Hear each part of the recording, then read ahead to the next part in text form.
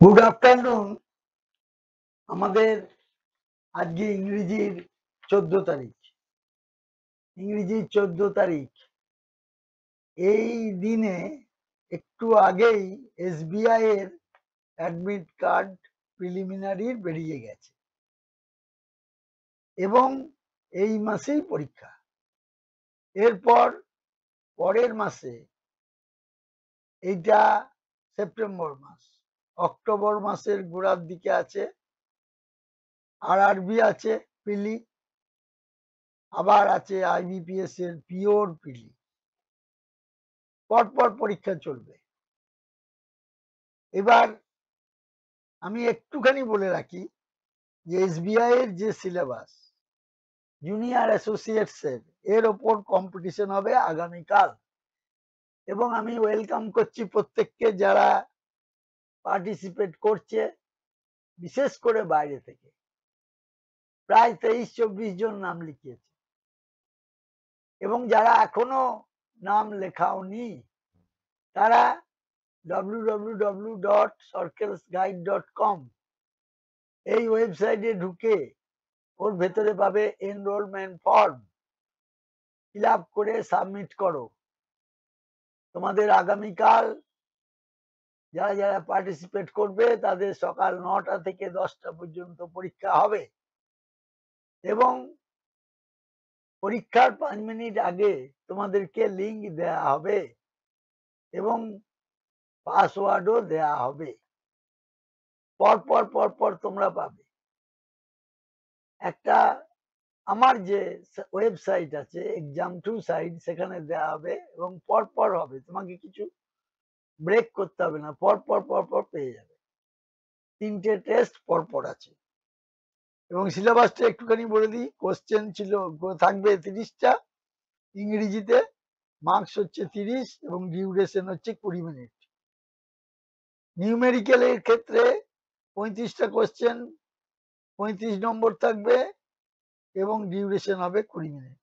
Reasoning এর ক্ষেত্রে 35টা থাকবে কোশ্চেন, মার্কস থাকবে 35-20 মিনিট।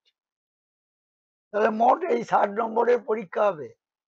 যারা গত বছরের যে কাট অফ সেটা যারা তুলতে পারবে, 61.5 ছিল, এবং আগেও বলেছিলাম যে এসসিদের একটু কম ছিল, এসটিদের একটু কম ছিল, ওবিসিদের একটু কম ছিল, ওদের থেকেও এসসির থেকেও ওবিসিদের আরো কম ছিল। যাই হোক, যারা যে ক্যাটাগরি তারা পরীক্ষা দেওয়ার পর সেই কাট অফটা তুলতে হবে, এবং এই প্রিলিমিনারি পাস করার পর মেনের পরীক্ষা হবে।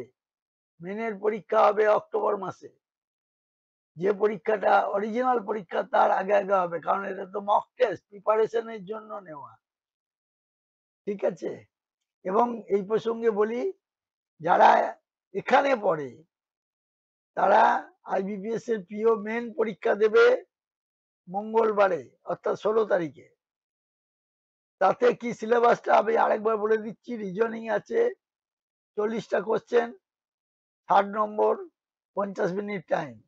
ইংরেজি আছে 35টা question, 40 number, 40 minute time. Data analysis and interpretation 35টা কোশ্চেন, 50 হচ্ছে মার্কস এবং 45 মিনিট টাইম। আর জিকে উইথ ব্যাংকিং অ্যাওয়ারনেস 35টা কোশ্চেন, 50 মার্কস আছে, টাইম হচ্ছে 25 মিনিট। এই নিয়ে টোটাল যে টাইম সেটা হচ্ছে 2 ঘন্টা 40 মিনিট, অর্থাৎ 160 মিনিটের পরীক্ষা।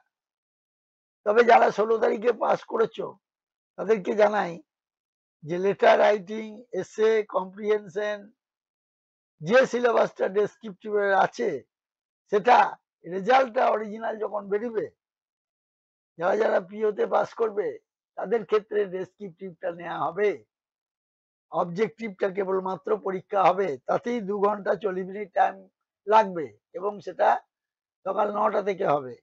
9টা থেকে আরম্ভ হবে 11টা 40 পর্যন্ত। তাদের যদি ল্যাপটপ থাকে, অনেকের আছে, তারা নিয়ে আসবে, দিয়ে এসে পরীক্ষা দেবে।